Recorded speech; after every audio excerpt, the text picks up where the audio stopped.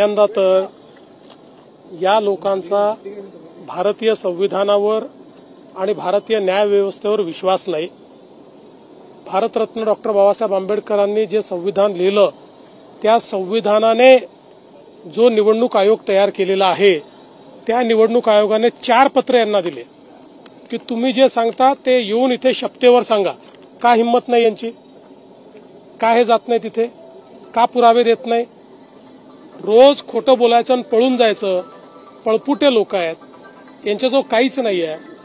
आपले जी काही रोज पराभव होतोय तो पराभव पचवता येत नाही, सहनही होत नाही आणि सांगताही येत नाही, अशी यांची अवस्था आहे।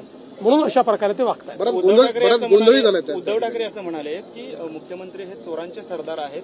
आज त्यांनी वेगवेगळ्या मंत्र्यांच्या विरोधात निदर्शनं राज्यभर केली आणि त्यावेळेस त्यांनी अशी बोचरी टीका केली आपल्यावर। असं आहे की आम्ही लोकांच्या प्रेमाची चोरी करतो, लोकांच्या मनाची चोरी करतो, म्हणून लोक